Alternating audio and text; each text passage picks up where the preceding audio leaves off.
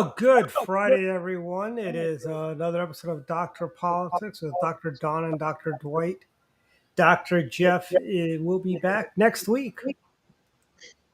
Yeah. He's being a road warrior When this was the week. last we saw Jeff? 3 weeks ago. And what's really funny is we were talking, he was supposed to do last week, but something happened. And then this week, he's in Michigan for work. So next week, are you going to Dr. Nice for Delegates kickoff tomorrow at Martha's? If you'd like to come, I've got a ticket for you. You can use Jeff's ticket. I mean, what time is that? 6:30. 6:30. Mm-hmm. I gotta double check just to see what we're doing tomorrow. Mm-hmm. Okay, and busy week. Let's start with the big one. They released redacted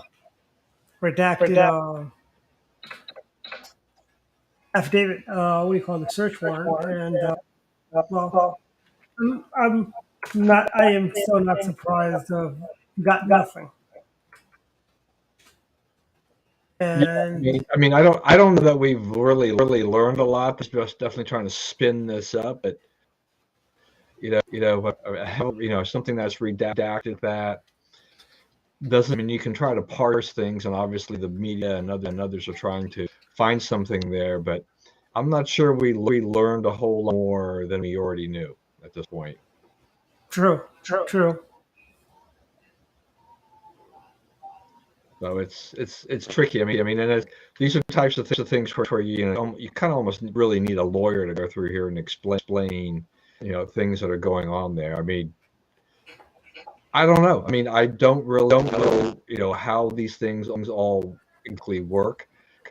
I think that every president has a right to have documents, and that they can decide them. But he is in a Trump apparently is in a long-term battle with NARA, the National Archive and Records Administration, what he can have and what's classified, not classified. So there seems to be a lot of difference of opinion between the government and Trump to what qualifies as top secret or whatever. The thing that really continues to get me is that because of all this, the one thing that continues to float out there is just did Trump violate the Espionage Act? Is if he's going to turn these documents over to foreign countries, and that he's going to betray the interests of the United States. People can have a lot of issues with Trump. I have issues with Trump, but the one issue I don't have with Trump is his patriotism in America, and then any whiff or idea that he would even betray the state's government and our intelligence and things like that is ludicrous. Yeah, and Hillary Clinton is more guilty of committing treason than Biden would any day of the week. I mean, not Biden, President Trump any day of the week. Joe Biden again, he's another one. He's selling out our interest to the Chicoms. Our oil is being sold to China, and get ready for paying higher price of gas. I just have this sense. Soon as Labor Day passes, we're going to start seeing the price of gas inch up again. Granted, in Montgomery County, we're still paying $4 plus for gas.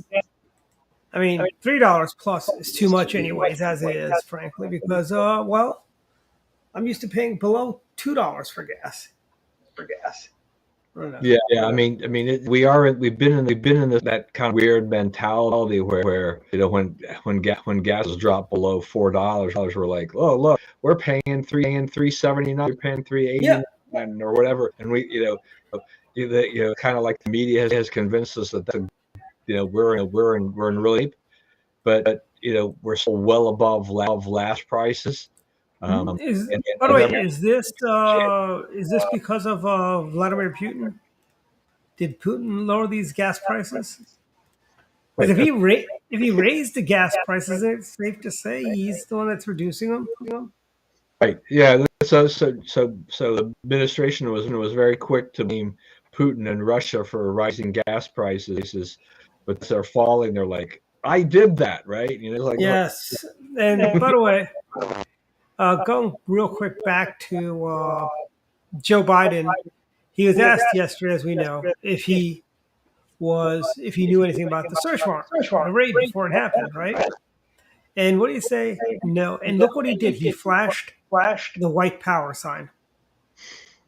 Anybody else remember when they accused President Trump when he did okay, and they said, "Oh, that's white power." Looks like Joe Biden is signaling to his racist buddy. Him a signal. Yeah. Well, we both know that there's always been a double standard in terms of how things are Yeah. reported and perceived and everything. And I mean, what does the great Chris Plant say? If the Democrats didn't have double standards, they'd have no standards at all. You know. yeah, we're definitely seeing that these days. It's just that all the garbage that's coming out of there. Yeah. I mean, gas prices have largely been going down, but it's interesting. My local Exxon, the price of diesel went up by a nickel, which was the only thing. The price of everything had been trending. And I thought, why did theirs go up by 5 cents? Point, but there were stories. Diesel is the thing there that's in shorter supply, and will put some upward pressure on things. And we are, as you said. I mean, are we going to see high gas prices? I think that's probably inevitable. We're kind of in this point where it's been drifting down. Though thanks to Jerome Powell's remarks today, and 1,000-point drop in the Dow Jones, the price of oil has continued to drop. So we'll continue to some downward pressure, at least on what kind of gas that we normally buy. But it's not a term thing, because there's still supply constraints. We can't refine as much oil as we need to produce the gas we for all the cars and for all the needs. With if we're thinking about $3 gas, I don't know if we'll ever see that again. But we'll probably see for something less before we see, say, $3 or $3.25 gas. At least. Yeah, I agree. And I think 325 is still really high, frankly. It's too high. Gas should be below $2, frankly. I should not be paying for the high end. I should be paying $1.99 a gallon. And this all goes to the liberal panacea of getting us out of our cars and putting us on buses and trains.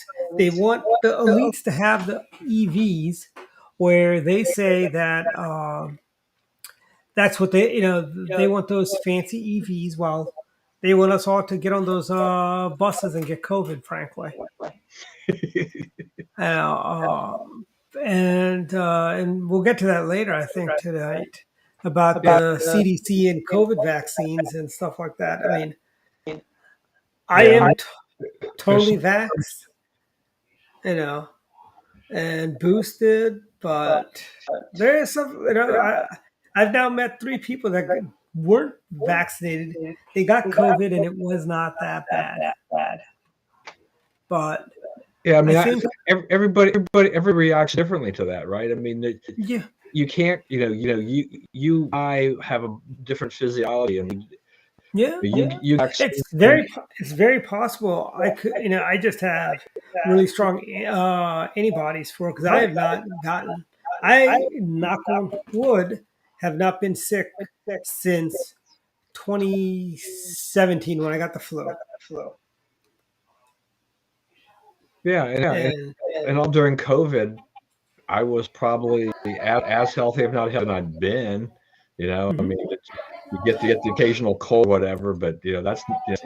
I have not even had the cold, frankly. I think it might be the running that does it, because they say when you run, you raise your body temperature goes up, and that might be what's killing off the viruses that do enter. They get, I don't know if that's even a thing, but I've read that somewhere on the internet. So it's got to be true, right, Don? That's right. Put it on the internet as it's true. But here is something I did read on the internet, and it's a little secret that we all knew. The Woodmore Pastry Shop. I don't know if you remember that, Don, next to the Chinese restaurant in the Woodmore Shopping Center, which is not there anymore. But they're listed as one of the best pastry shops in Montgomery County. Congratulations, Woodmore Pastry Shop. They're on the list of basically top 10 in the area, and they are on that list. And they're in really good company. They're there with the Pretzel Bakery and another really good place, Georgetown Cupcakes, Kosher Pastry Oven. I should look up the Georgetown Cupcakes reopen and Georgetown getting shut down. I don't know, but they're on this list.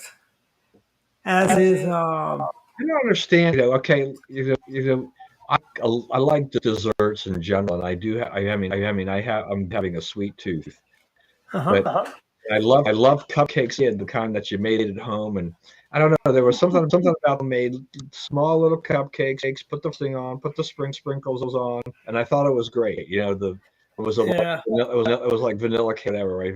And you know what you call a cupcake without icing? I don't really love the whole gourmet cupcake thing. Nah, I don't either. Give me your simple cupcake with frosting. It doesn't even have to have sprinkles. That's good eatings, frankly. By the way, you know what they call a cupcake without frosting, right? What's that? A muffin. Yeah. I think Costco has the best deals on those muffins. 2 packs. 2 packs of muffins, for like a low price of I think $9 now, which used to be like $6 or something like that, or $7. Talking about you're talking about when you get 12 muffins total. Yeah. Yep. Yeah. I mean, we always get them at Sam's Club because Costco. I don't know. I guess at Sam's, part of it was just that they had just the right variety ever. But I think when we first started buying them when my kids were small, they were probably like $3.99-ish or $4.99. Like everything else we've seen, the prices continue to rise. Yeah. But Costco, I mean, I when young away in Indiana after I came back, I went to Costco. I'm like, oh, Dane, I'm gonna buy some Danish. But the Danish they sell there, they're kind of huge. I'm like, I'm not gonna eat. So I gave half of them away to our missionary. Mm-hmm. It's like I was like, can't eat. I'll never eat all this dish, and everything like that. I will never express enough love for Costco. I mean, and here's the thing, I think we need to do this, and feel free to chime in, viewers. Remember we did a cake tasting back when we were at headquarters, and we did that. Josephine came in, and I think Ryan and I liked the Sara Lee pound cake. Josephine, I think, liked that New York cheesecake. I forget which one you liked, but Mark, I'm a pound cake guy. I mean, so the thing about Sara Lee pound cake was that I ate tons of that stuff growing up, and that was something I knew. Like a lot of things. I mean, they're child always in the freezer that are just into that whole thing, and parents bought a lot of that over the years, and and I could probably still eat it today, but I'm like, I don't know. I think brownies have replaced that in my as my number one. Okay, do you like the center brownies or the edge brownies? I love this. I love the centers, but I think that there's something about the edge brownies. I don't understand what it is, but I will eat the edges first. There's no. You know what would be great if somebody would come up with you have ice trays, right? But a brownie pan, that's like an ice tray. You get 4 edges in that. Somebody needs to invent that.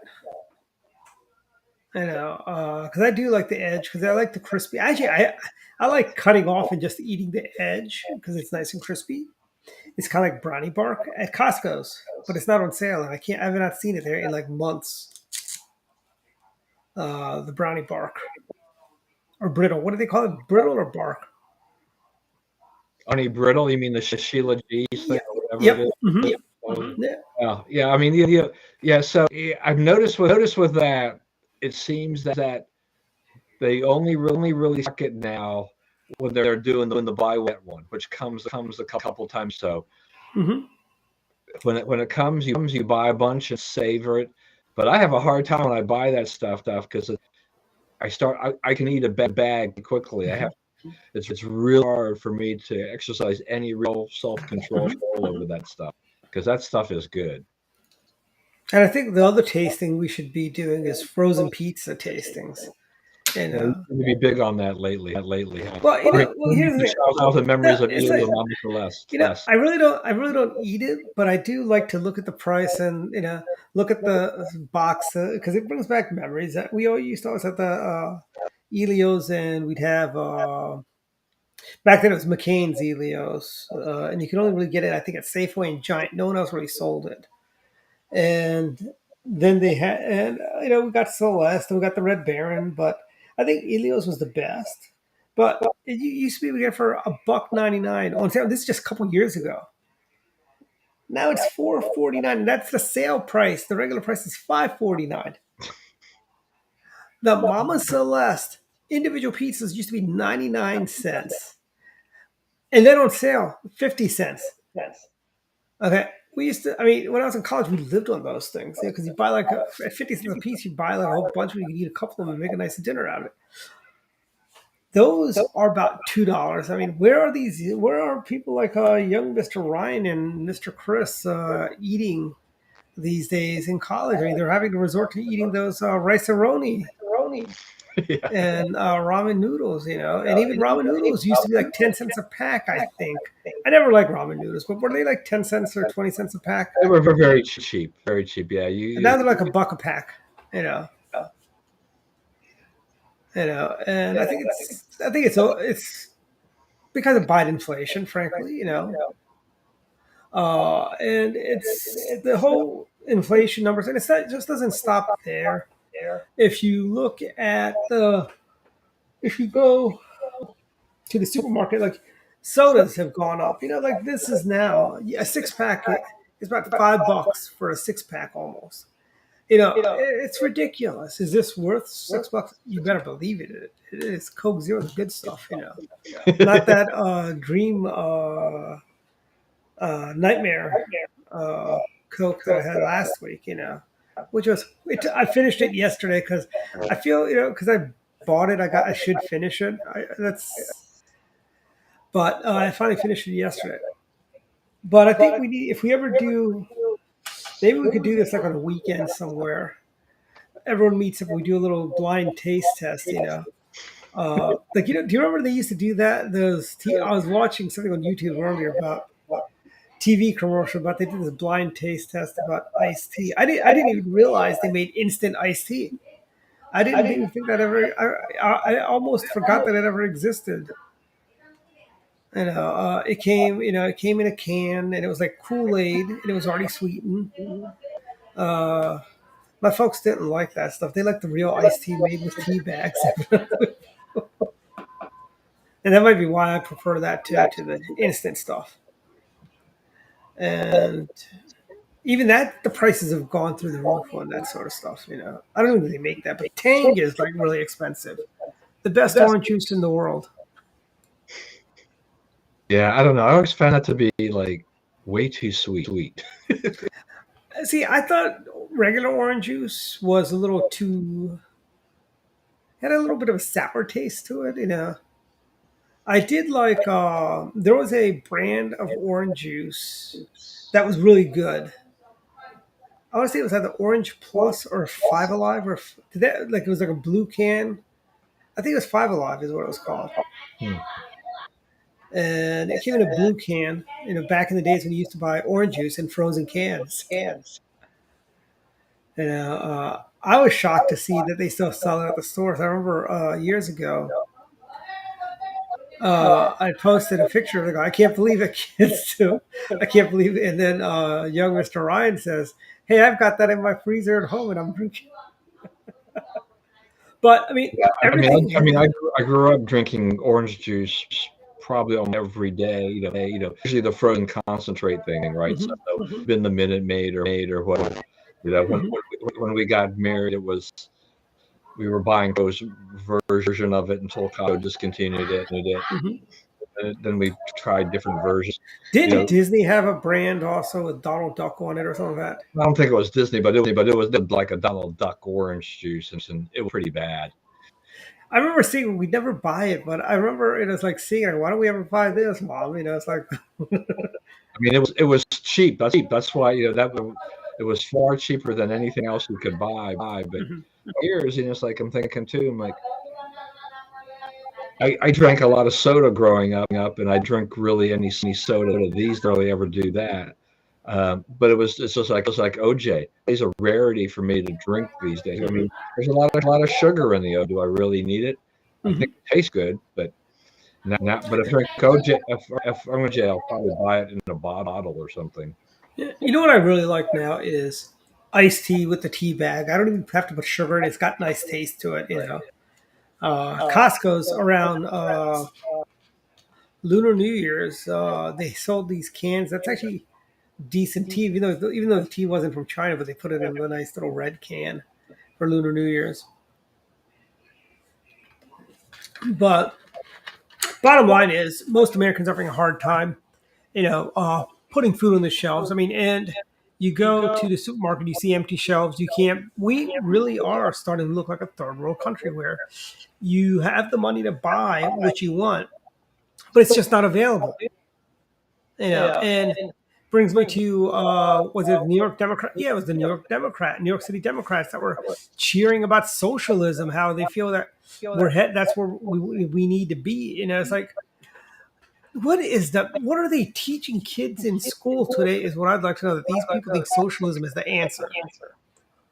I mean, everyone's like doing cartwheels in the street in Lafayette Park because Joe Biden wiped out $10,000 of student loan debt, and if you had a Pell Grant, it was $20,000 is what you're getting knocked off.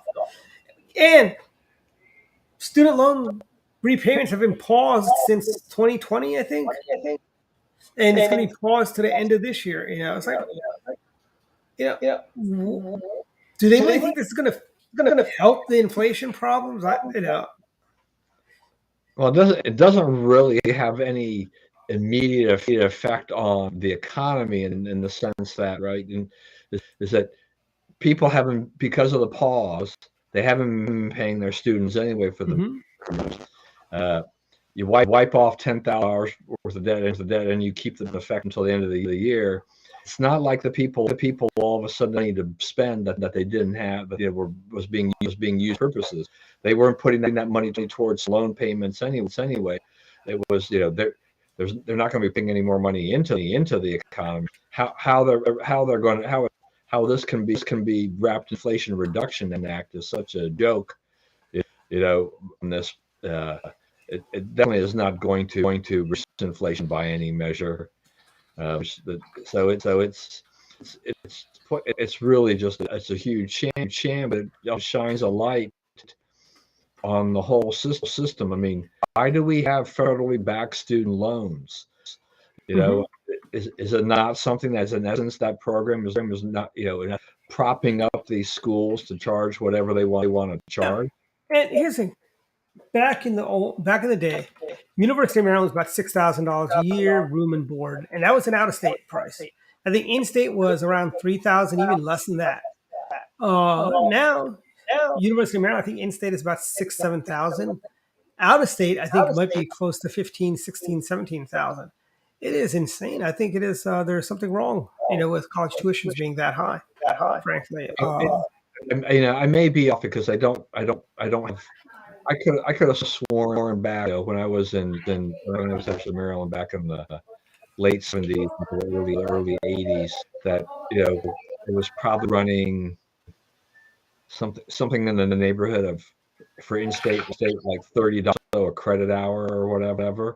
But you now look at these places and you're like, you could paying $1,000 or more per hour in some places, and like, what is the justification of this? except for the fact that these schools have become bloated, and the student loan program has become so big that it just kind of carries these kids, and it's the student loan program is just a way to make an extra profit. I mean, it's just crazy. Look at that, nice scroll. Yeah. Figure throw that out there, give some business to small mom and pop business. And I mean, granted, they do. I have seen they used to have Ida Rubin signs in their windows years and years ago. I don't know if they still do that, but and the Sheila Hickson signs there. So I don't know how I feel about it. But hey, it's a good pastry shop, and we've got Dr. Collins. Dwight, going to a local bakery. I mean, yeah. Hey, Gary, your camera's not on, by the way. I grew up doing that when I was a kid, but there he is. Hey, Gary. Oh, there he goes. Hey, Gary. Bye, Gary. But I mean, it's actually for a small mom and pop pastry, it's a big honor to be voted in the entire WTOP's best bakery list. I mean, because they're competing with some really good, like Vita France, which is a great bakery. It's a chain, but it's still great. Panera, Corner Bakery. Stores? What's that?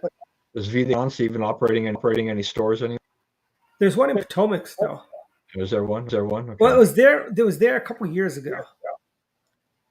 So we've got really smart viewers. Please tell us. There was one in Montgomery Mall years ago, but I think that one's gone too. That's gone. Yeah. Howdy, Susan. And then And it comes down to but again, going back to this whole inflation stuff. How we just had the Faux Inflation Reduction Act signed last week. This week, he signed in $10,000 off your student loans. And how much? Not to be cynical, although I am now 50, but I must say, I think this is just step one, because I don't think you could, with a stroke of a pen, wipe out all the debt. But I could see him doing it again next year, wiping out $10,000 again. And doing it again. And so, I mean, wiping out $30,000 is a big chunk out of somebody's. How about you take $30,000 off people's mortgages, Joey? Really. I mean, didn't Elizabeth Warren, didn't that group, and they want like 50 grand canceled? So, 10 is a drop in the bucket. I mean, they're not going to be satisfied until it's more. What's the purpose? I mean, what does it do except in essence buy votes? But for practical purposes, you and I are for that. Where does it say that I'm obligated to be paying for other people's education to that extent? If you agree to take out a student loan, then your responsibility is to pay that back. But as I said before, these colleges and universities, because of the program structure, they use that as a way to jack up their prices. In essence, this canceling this debt will probably lead to even higher price, because this is college and university. It's like, hey, great, that's $10,000 less they have. We can charge more money because there's now more people can afford to take on more debt. It's crazy. Yeah. Hey, do you think if enough people whine, we could all drive, basically take our Amex cards and max those out? Well, actually, you can't really max out an Amex card because that's not really a card, but we get into like hundreds of thousands of dollars. Do you think the government will come in and save us? From ourselves? That's the thing, right? I mean, because that's also on the table, eliminating credit card debt. No, I mean, if you start with this, what is the end point here for the Democrats, for the liberals? Also, what else can they forgive and add to our back, for the taxpayers? They come out, they don't discuss. I mean, obviously, because it would be to their debt that you cancel that much in student debt, then who's really paying for it, right? They make it look like this is a free ride for everybody. But this is great. Yeah, I mean, Craig, you're right. I mean, what you just You're right. I mean, this is what we are. This is where we're at. And thank you, Bernie Sanders, Elizabeth Warren, AOC, all the others that have had Yes. influence and put all this pressure on Biden. Up to the time he'd resisted. But when you're looking down the barrels of a 22 campaign where things are pretty shaky for your party in the House, and then you think, okay, what else can we pull out of our hat here to try to shore up our base and win votes? That's all they're doing. By the way, a lot of these kids are buying Teslas and other EVs, right? If you can afford to buy a Tesla, you can afford to pay back your own damn student loans, frankly. Yeah, and I don't know if you saw that video. Wasn't there a video with Elizabeth Warren and somebody who approached her after this announced and said, "So, do I get a refund?" No, she goes, "Of course not." Yeah, I mean, it's like this whole thing benefits a certain group of people. Then the people who never went to college, never took on debt, they get screwed. It's like a great HVAC business. Michael Bonsby HVAC. Michael went to trade school, and he basically is running a very successful HVAC business.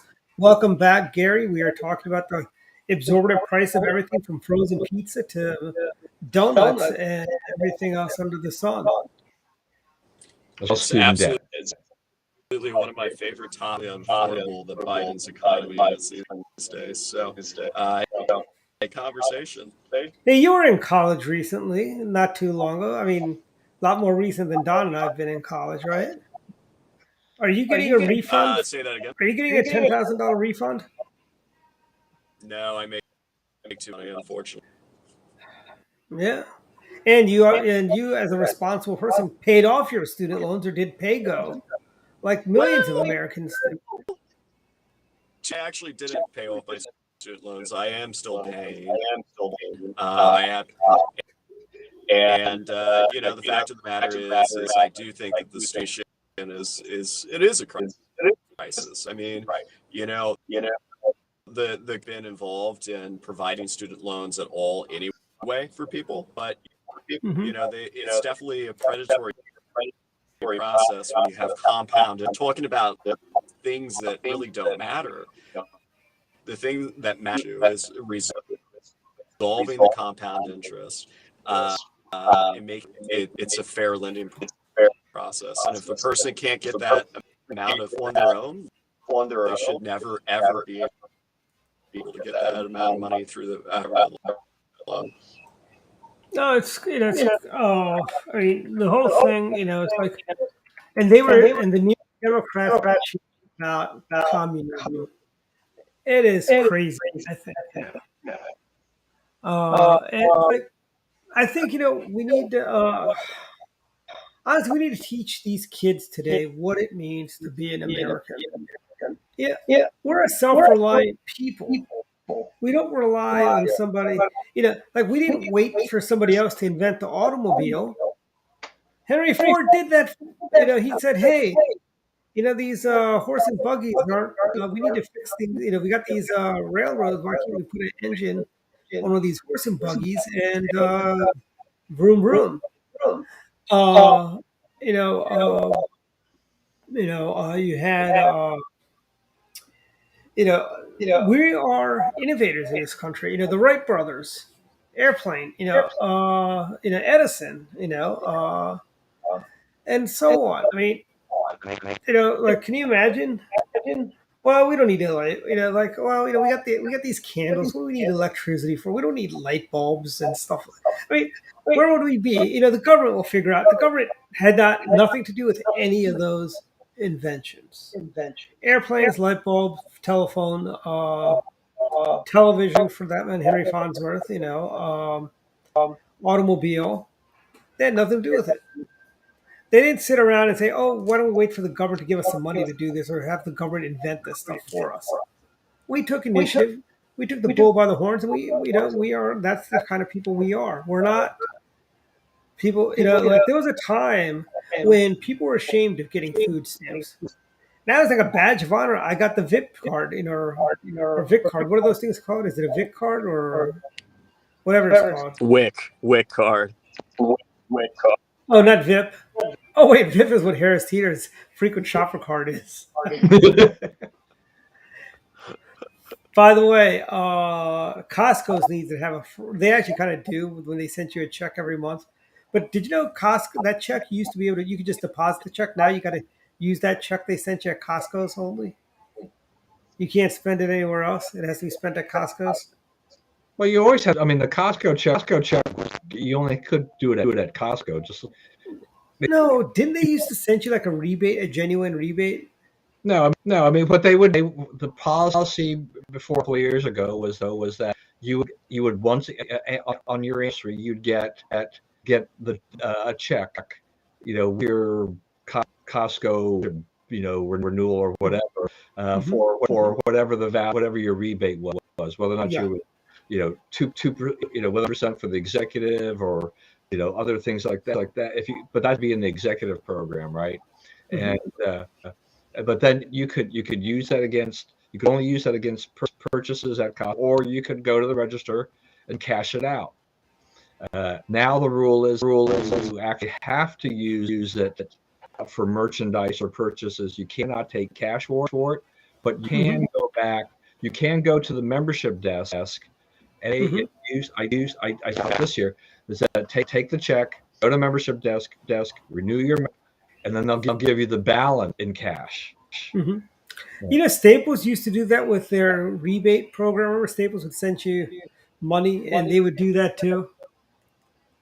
And I must say, by the way, young Mr. Garrison, do you know what green stamps are? I guess not. Green stamps used to be stuff you got at gas stations. If you ever watch All in the Family or The Jeffersons, they talk about green stamps that were given out. I think it was the gas stations in Pennsylvania and New York and New Jersey that were giving away green stamps. Age green stamps all over the place. Lots of stores did it. You had to collect those, stick them in a little book, and then redeem them, right? Yeah, you get things like radios and televisions, I think, right? Yeah, stuff like that. Archie was saving up for a television set. So, yeah, since Susan brought it up, she can allude a little bit on that and give us a refresh on exactly what we could those darn things. But I think there used to be signs in the lines. They're like before my time too, and I'm 50. I don't even remember the green stamps. I mean, that goes back to my childhood, and I don't remember. Hey, look, if they were before your time, Dwight, they're certainly way before mine. Well, I mean, I may have been a contemporary to them. Like I was a contemporary to President Nixon and Vice President Agnew and Governor Agnew. Well, not Governor Agnew, but Vice President. We were contemporaries, because I was a few months old when they were reelected. All right. I need to put the record here. Gary, how old are you?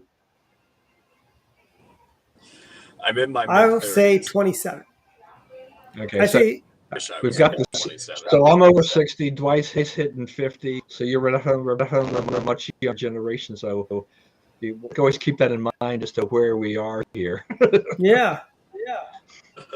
I mean, yeah.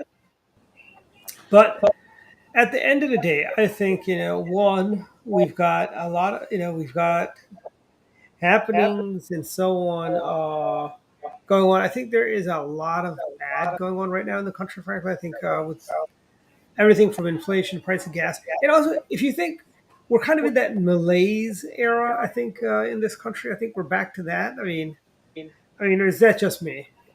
I mean, Don, you were around during the malaise era too, the first time around. I don't see quite the same blow yet for that. I mean, I think the whole kind of Jimmy Carter malaise type of feeling, I don't quite see that yet because unemployment is still about a year away. Still very, very low. Inflation is a problem, but I think that malaise is kind of a combination of high cost of living, high unemployment. People haven't been at a hopelessness yet kind of standpoint, but when you look at the economy and you start looking at stores or shift in people's buying habits, this is going to be a problem. I mean, if the clothing retailers and things like that, there's, you know, less spending and their inventories are building. I mean, we've just gone through this thing where Walmart and Target are vast and furiously trying to reduce the inventory. They didn't, because of supply chain issues and a lot of other things, you know, they didn't get their product mix right. They were still kind of over from the pandemic and trying to make sure you get goods in, and then time they get them, people had started to slow and change their buying habits. It starts to get out of control. Well, you know, are you really going to buy that cute little shirt or blouse or whatever when you need to milk, eggs, butter, and meat or whatever for your feed your family? You know, more money goes to feed, you know, to the food, less money go to that other stuff. That's I mean, Gary, you're a young family. Do you think twice? I mean, do you think twice, like when you go shopping, like, hey, do I need to buy this new silk tie, or should I hold on to my dollars to pay for porterhouse steak? Oh, absolutely. Absolutely. I mean, look, I mean, the fact of the matter is I make a good living, you know, I'm making life. And at the end of the day, you know, I see all of us do. I mean, I think everything, I mean, fan of electric vehicles, but thankfully, purchased right before the big gas crisis of the Biden administration. So it's insulated a bit. But, you know, I look at my family and whatnot, they weren't insulated. You know, when you're paying almost $5 gasoline, it's a major problem. I think that the Biden administration has done decently well with seeing this, but I will say that the fact is still products are way too high. And if I was making a, you know, average $1,000 which I believe is what the average. Mm-hmm. I mean, let me tell you, when I was working for Don, I was making about $25,000 a year. I was able to save about 20-30%. I don't think people can do that in this day and age, even if they're making, say, $60,000, $70,000, $60,000, $50,000 a year. It's hard to put away 20%, especially because when that money, your savings is being eaten up by the high price at the grocery store, the gas pumps, and so on, you know. Look, my wife was half joking since I lost most of my income. My income's like qualify for food stamps, unless there's probably an asset test with a home I would qualify. But you know, in that sense, you know, I've seen you know, some of the things that have happened to me. I've seen, you know, there was an episode of DuckTales, by the way. Scrooge McDuck went to a homeless shelter for Thanksgiving dinner instead of having Thanksgiving dinner at his house because it was too cheap to buy. To do Thanksgiving dinner at his house, so he went to a homeless shelter. Yeah, but when you're you know, trying to make decisions about what to buy, I mean, I think, you know, I even nowadays I'm definitely the little extras around, you know, I would like to buy a little snack here, a little thing there. Mm-hmm. But I mean, you had mentioned that, you know, the brownie brittle. Yeah. You know, the last time it came on, you know, previous times, I would probably buy 10 bags. Got to buy one, right, or something like that. So, you know, I'd pay for 10 and another 10. But now, because I'm being pinched, you know, next time it comes on, maybe I'll buy 2 bags, 4 bags, if at any at all. You know, because I have to look at, you know, that's extra. If I've got virtually no income, you know, I'm living off my savings, then that's something that probably has to go out the window for the most part. So, you know, there's no doubt that over the, you know, for the future going, you know, that my spending will increase. I will not be helping the economy at all. And you know, the administration not doing anything, regardless of the Inflation Reduction Act, so named, that's going to do absolutely nothing to reduce inflation, as you have mentioned. So you know, I'm just going to be in water for the foreseeable future. I'm like, all right. So my retirement predictions that were based on, you know, 2 to 3% inflation have now got to be for maybe the average inflation for the next several years is going to be 5% or 6% or something like that. Who knows? Who knows? It's not. I don't think it's going to be 8 or 9, but I think it's. By the way, Don, I found you a recipe how to make your own brownie brittle at home. Yeah. Well, we'll have to see exactly what that requires. There's things in life that it's just not worth the trouble of doing it. Well, it seems pretty simple. It's basically one large egg. I don't know why it matters if it's at room temperature. But they say room temperature. A quarter cup of canola oil, quarter cup of sugar, tablespoon of water, half teaspoon of vanilla extract, a third cup of all-purpose flour, 3 tablespoons of baking cocoa, quarter teaspoon of salt, quarter teaspoon of baking powder. That's a lot of baking powder. Anyway, 1 teaspoon of instant espresso powder, and chopped walnuts and pecans if you like. And then you drizzle a quarter cup of semi-sweet chocolate chips. Pretty simple. I think we should start doing live appearances, Don, so people bring stuff for us. Like, when back in the days, when radio shows would go out on the road and stuff like that, people come and bring stuff for them. Like, even on the Family Feud, people would bake pies and bring those for Richard Dawson and so on.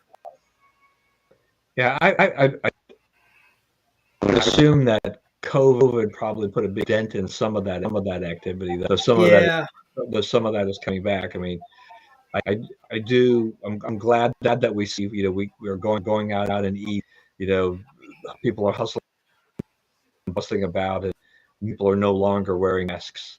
And so life looks a lot more normal. It's just a lot expensive. Yeah. But I'm starting to see people at like the Kensington Safeway in particular, or the Giant on Old George. I'm seeing more people wearing masks now. I don't know if it's just because Montgomery County liberals, wearing a mask, even though the sign says masks don't do anything for you. It's just interesting though that they're doing all of that stuff. Where. And also CDC had some news about the vaccine, maybe the vaccine was, and but did you see Politico attack Donald Trump for the vaccine issues that are coming up now? They're saying Donald Trump rushed the vaccine to the market. I mean, this comes from the same woman, Kamala Harris, who said, I'm not going to take a Donald Trump vaccine. But then she was first in line to get the vaccine. Now they're saying Donald Trump pressured the CDC to do the emergency approvals, pressure. When has Dr. Fauci ever done anything that he was told to do? Yeah, you're right. There are too many Democrats at Georgetown Square. But they're also, the kids in Georgetown are complaining about having to wear them. But Rochelle Walensky, I mean, she'll resign. She needs to retire. Boot her out of the seat. They've had so many policy missteps over the last years. They've really harmed us overall. Yeah, and I think one of the, you heard also today what happened to quote. Which quotes are you talking about, Craig? Quotas. What do you, those quotas. Yeah. They still have them, I think. All the big institutions have them, but. Sorry if you're Asian or white, they've got too many of yous, so you don't get a leg up, And here's the thing, quota, it's like road to hell, Don, paid with good intentions. I think, you're right. I think I've only known 3 Republicans from Georgetown, one being my nephew. And I think we need to have quotas for Republicans. I think how in DC it's mandated that the city council you got to have at least 2 people that are not Democrats on there. I think that should be in every blue state. Mandate. Number of. Oh wow! This is something interesting. Let me share my screen. One of our listeners just shared. This bill about somebody who bought a car from Roger Dean Chevrolet. Don't know where they are, but It's a what's the car? Do we know what kind of car it is? But it's a hybrid. So it could be a Malibu. It could be a yeah, Malibu's I think the only hybrid Chevrolet had. Maybe an Impala, maybe. But the battery price is $26,853.99, which tells me one, they're being overpriced, frankly. Two, 29,000 is worth more than the car is. The car Yeah. is not worth that much, you know. So I saw this because it was like or something that was on Facebook. So people posted that today Hmm. about the battery replacement cost. So I went ahead and Googled. I was kind of curious. I said, I know that the hybrid battery replacement cost is not cheap, and so Hmm. depending upon the car you have, they're Honda and I think Toyota were saying could be a couple $1,000s, could be $8,000. If you've got an electric vehicle that could cost you in the 20s, then I saw a story that from someone who had bought they had bought I think it was a Ford Focus hybrid. They bought it used. The battery started petering out around 70,000 or miles, and cost of the battery was like $4,000, which was more than they had paid the car when they bought it used. And this is one of those things that aren't really realizing. They're not factoring in cost of an EV or a hybrid. It's just that that you have in there, it will cost you a lot to replace. So think about, okay, how much gas did you really save over that period of time? Okay, it's when I got to replace a battery. If I've got to spend 2,000, 8,000 or dollars more, there's no way you could have saved enough in gas. Oh, that was a Chevy Volt, by the way. By the way, they're not allowed to sell Chevy Volts. Oh no, that's the Bolt they can't sell anymore. The Volt, I guess they can sell, but the Bolt is the one that had the LG battery in it.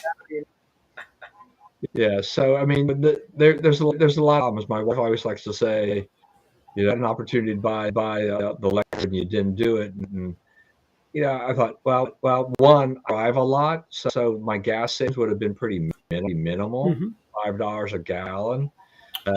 But the idea that this battery, could probably start feeling its effects at 70,000, 100,000 miles means is that you're going to be looking at a big stiff bill in a certain number of years. A car battery on a regular car, it'll cost maybe up to but usually a lot less. Hmm.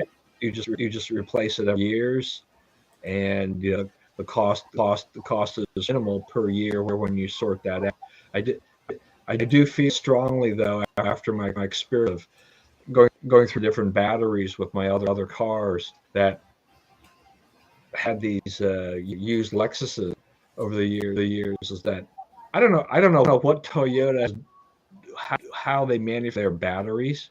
Hmm. I mean, I'm studying both. I mean, both our vehicles. I mean, I've got my vehicle 5 years old, and Young's vehicle is like 7 years old. We still have our original batteries. No way, really? Yeah. That's crazy.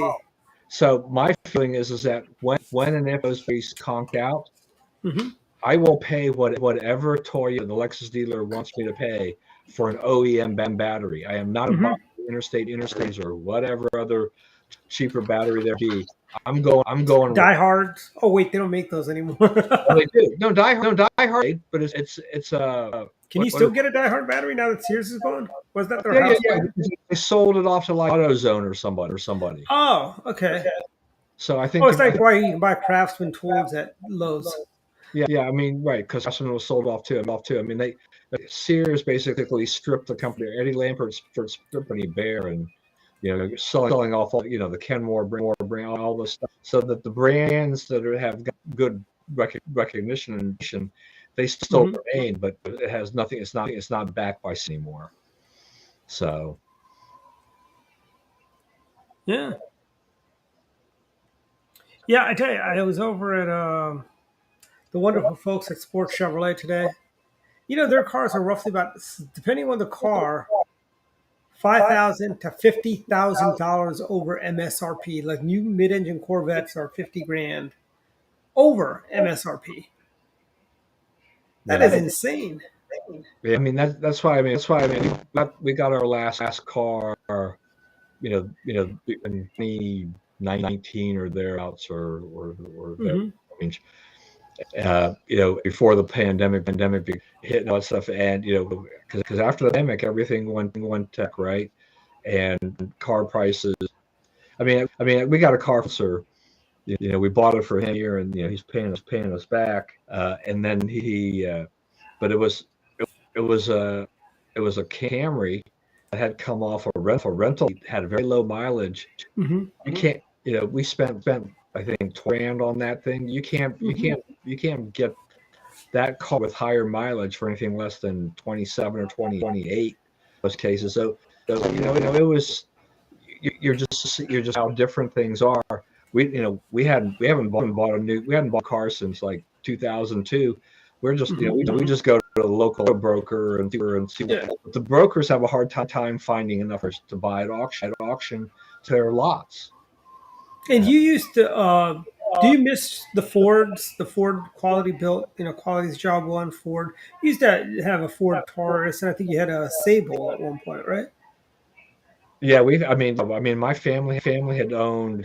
We had a Taurus, we had a Taurus station wagon, and those kinds. I had the heck with that little car. It was a Ford. It was a four-door little car. Escort? No, it wasn't an Escort. It was a little bit bigger than that. But there was a Oh, the Mercury Tempo Tempo. Yeah. So we or the had that. Topaz. There's two. You had the The Tempo and you had the Topaz was Topaz. the Mercury, right? Yeah. So yeah, so we had that. But I don't miss those American-made cars because once we bought the Honda, the Odyssey, and then later on we bought a used, you know, I guess we bought a used another Honda, which was an Accord, and then we bought it from a friend of ours, You're very right, Susan. and then we had a Lexus cars. We're like okay, virtually nothing beyond regular maintenance with the cars. Brakes, oil changes, that kind of stuff. But we didn't get anywhere in the level of repair bills that we faced with the American-made car. So it's going to be pretty darn hard to get to go to an American car. My wife and I are sold on the levels, and because we're not driving that much. I mean, my car under 40,000 miles and is 5 years old, and I bought it used. It's at 54, and insurance is at 7. So it's like these cars will last a while. So we're not going to be in the market for a car for a long Yeah. I time. mean, my Yukon is under 30,000. It's 3 years old. And that's probably because of the pandemic. Because I know my other Yukon at year three were right around 45 in vision of 50,000 miles. You know, and I think when I got rid of it finally because of the accident, it went for um, it was up to 95,000 miles. Yeah, it's Yeah, just I think I mean the biggest drive we take here would be driving 700 or so miles away to go visit our daughter, and then coming back, and then the amount of driving in and around visiting her. But our next trip coming up on day weekend is going to be fly to Louisville, car, and drive the last couple of hours, rent a hotel the final night of our trip, mhm. and then catch the plane back from Louisville. And Are yeah, you finding your rental rates not as bad as you thought it would be? Because I'll be in Florida. there's no.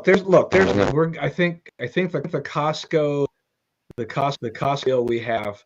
So rent a car on Friday morning, turn on early Monday morning. So you've got in essence what, 3 worth of car rental with taxes. It's come up to like 160 bucks. That for Mhm. 3 days, that's a lot than I've ever paid before for a rental.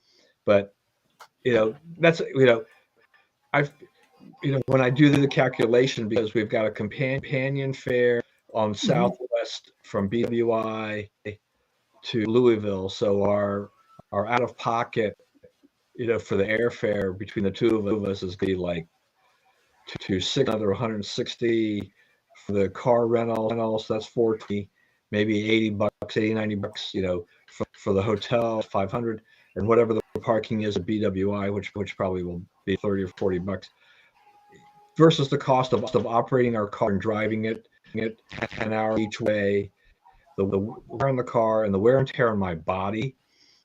It's worth it. I think the advantage swings to the fact that doing this way is just going to be a lot better. My young is not going to be near as tired doing this because Southwest has got a flight between BWI and Louisville just an hour. Didn't she drive halfway across the country last year or 2 years ago?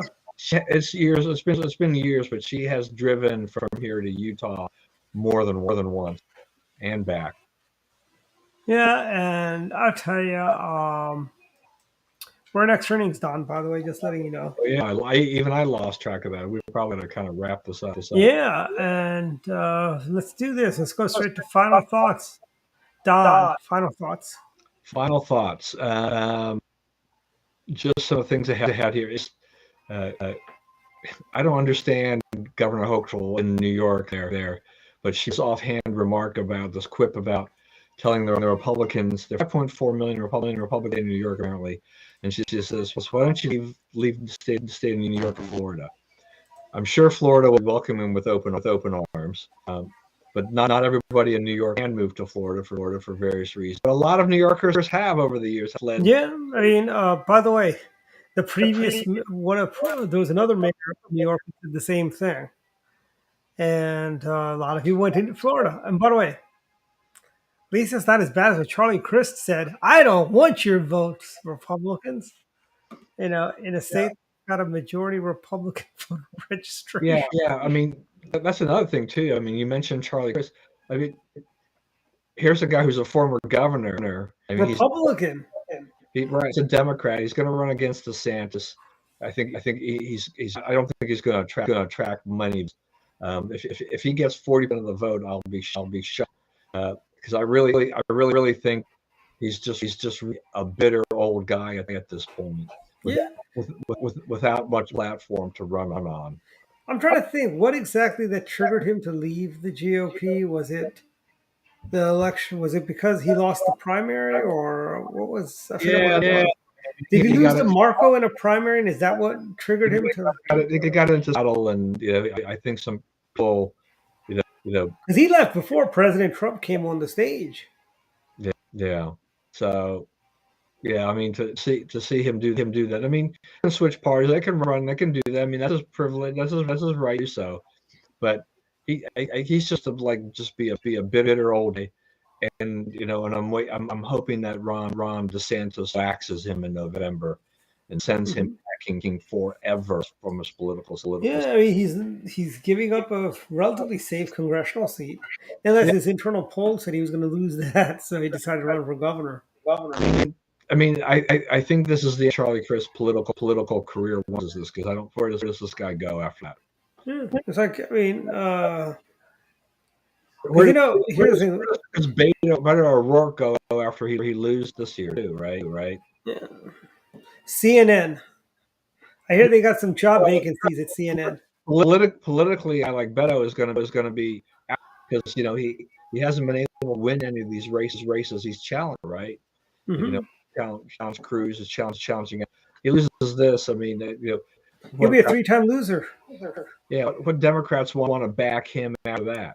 It's just he doesn't have enough ability to win anything. So you got to move on to the guy, the next person who can probably bring you something. So you've got that. This proposal LA is going to vote on, I guess, about forcing hotels in essence to, with their empty rooms that they have, is to put homeless people. What I thought was interesting about this was just that watching CNN the other day at the gym, the union who represents hotel workers, which is going to be a bunch, bundles. they're you know, they don't want this to happen.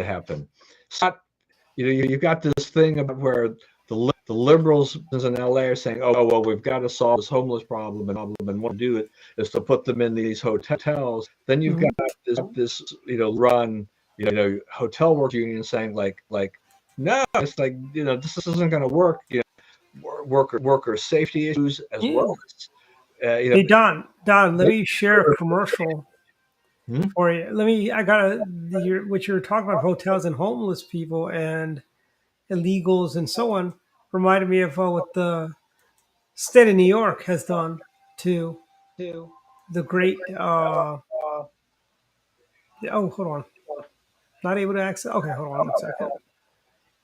Start this over again. Share Chrome tab. There we go. If you remember this, Don, this was an old commercial.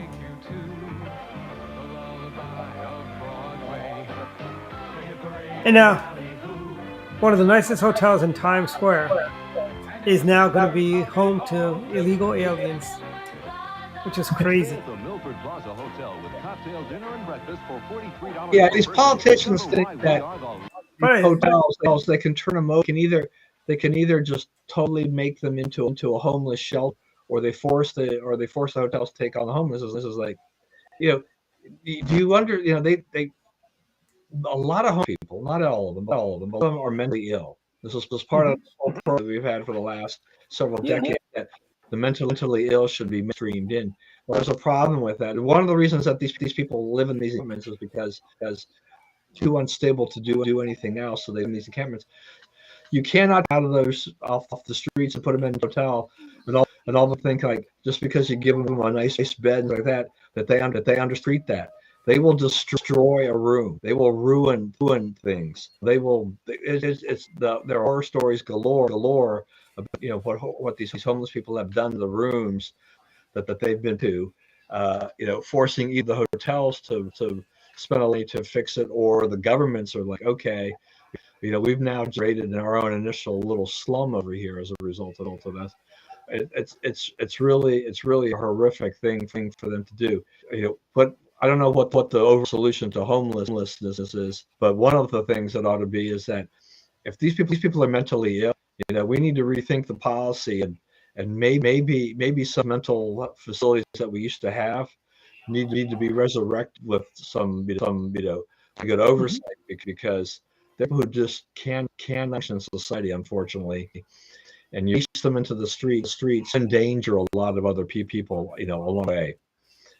So that's not going to fly. And I thought just quickly, so the race for Montgomery County executive on the Democrat side, David Blair's conceded, and Mark Elrich, so it should pretty smoothly ride in for another election in November. Yeah, and David Blair shockingly basically gave Mark Elric the blessings for the next 4 years.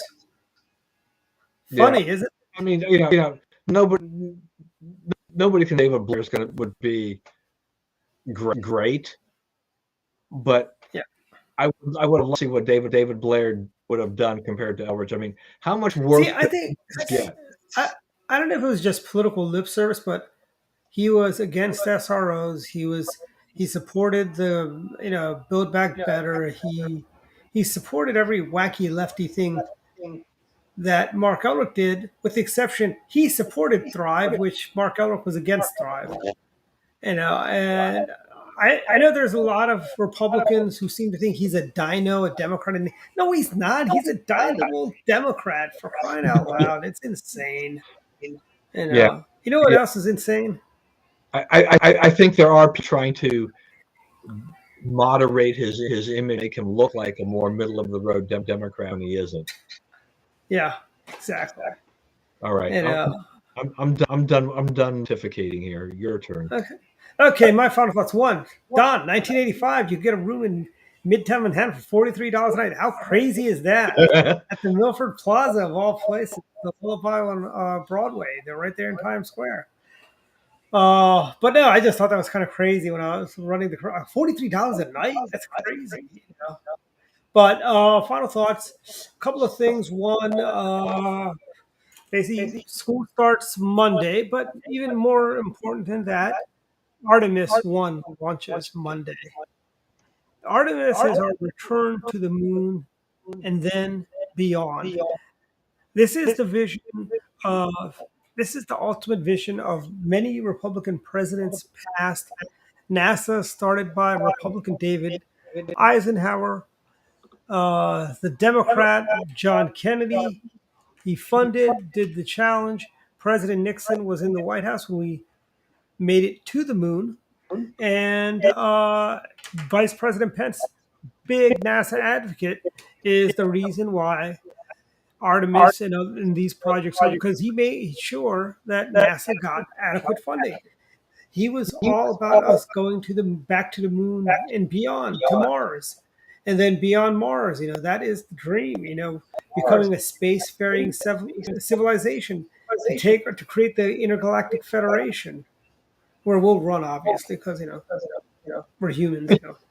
But it's one of those things. It's like, and one thing I'll tell you, that all happened because of STEM education. There's NASA had the first female mathematicians that were responsible for our landing on the moon, frankly. And we're building on their dreams, as well as every little scientist, every little kid out there who wants to be an astronaut when they grow up. Like our friend's daughter, she's a big NASA fan. It's like, and it's great to be able to, for people to have those dreams. I think in Joe Biden's America, those dreams are being crushed by, them focusing on things like gender identity for 5-year-olds. These kids aren't allowed to be in their front yard by themselves, cross the street but yet they're allowed to pick their gender. I mean, come on, there's some insanity going on there. Why don't we teach these kids to shoot for the stars? Think about being an astronaut, a mathematician, an engineer. That's kind of, STEM is where the money is at also, people. If return on investment, engineers, an engineering degree is the best return on investment. So if you go to college, get a student loan, go into engineering, you're able to pay that loan back. Opposed to going in for tree climbing, which is now a major at Cornell University, I hear. And it's just insanity. We need public schools in Montgomery County, in the country. We need to go back to John Kennedy, the Democrats' dream, and Richard Nixon's dream about reaching the stars. And we need to do that. To quote Londo Mollari from Babylon 5, he wanted to go back, take his people back to the stars. And we need to get to the stars. We really haven't even left our neighborhood, so to speak.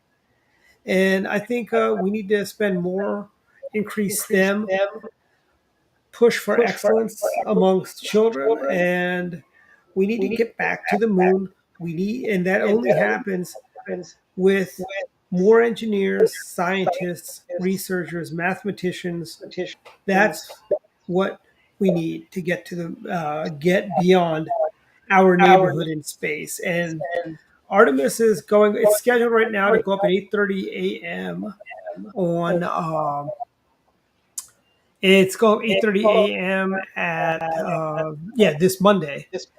The coverage starts at 6:30 a.m. So if you're inclined to be up, I'll be up. I'll be watching. Actually, you go to Dwight Framoco, and you can watch it right there too. I've plugged in the NASA YouTube stream. You can go there and watch the launch, and knock on wood, it does happen. Because Don, I don't even remember. Space Shuttle Columbia was delayed a couple of days before it actually went off the first time.